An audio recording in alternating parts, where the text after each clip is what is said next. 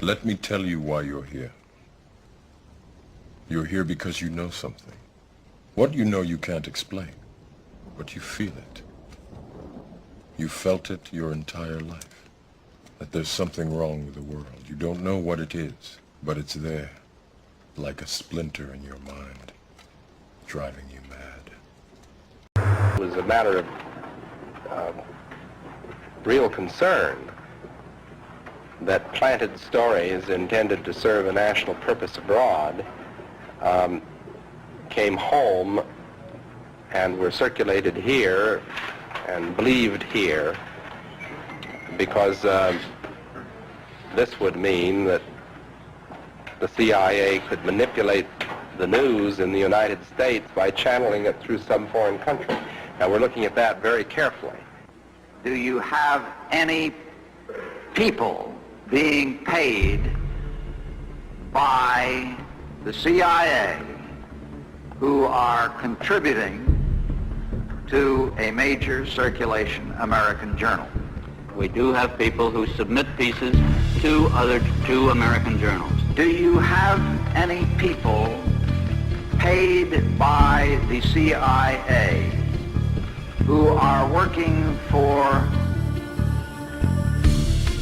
television networks?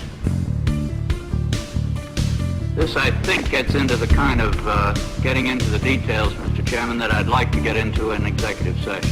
Your administration continues to make the use of video news releases, which are prepackaged news stories sent to television stations, fully aware that some or many of these stations will air them without any disclaimer that they are produced by the government. Comptroller General of the United States this week said that raises ethical questions. Does it raise ethical questions about the use of government money to produce stories about the government that wind up being aired with no disclosure that they were produced by the government? There is a Justice Department opinion that says these pieces are within the law so long as they're based upon facts, not advocacy. And I expect our agencies to adhere to that ruling, to that Justice Department opinion. Okay, so anyway. Guarantee that's happening by including that language in the prepackaged report. No, I don't. Oh, you mean a disclosure from George W. Bush and I? Well, some way to make sure it couldn't air without the disclosure that you believe is so vital. Ken, I mean, there's a procedure that we're going to follow, and local stations ought to, if there's a deep concern about that, ought to tell their viewers what they're watching.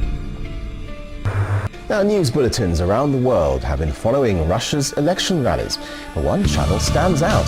America's Fox News has been showing streets ablaze, violent crashes and firebombs thrown at security officers, but with one major problem. The images are not from Russia, they're from Greece. Maria Portnoy has been watching.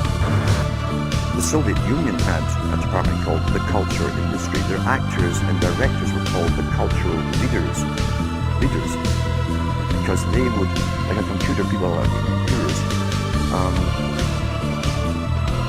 All you have to do is keep giving them new updates every so often, and you can change an entire country, or a nation, or a block of nations. We're all getting the same upgrades at the same time, along certain paths. Today we call it political correctness. Most people want to belong to their peer group. They want to be the same as everyone else when it comes to opinions. In fact, they judge their own personal sanity by bouncing ideas off their neighbors and friends who will answer back and agree on these same topics in kind. It doesn't matter if the topics or what you're given are facts or utter nonsense. As long as everyone agrees at the same time, you'll say, well, I'm sane. And your friends will all agree because they've had the same information given to them. But they've been programmed. And I'm sad because I know that it's hard for people like that to take an interest, a serious interest in world affairs.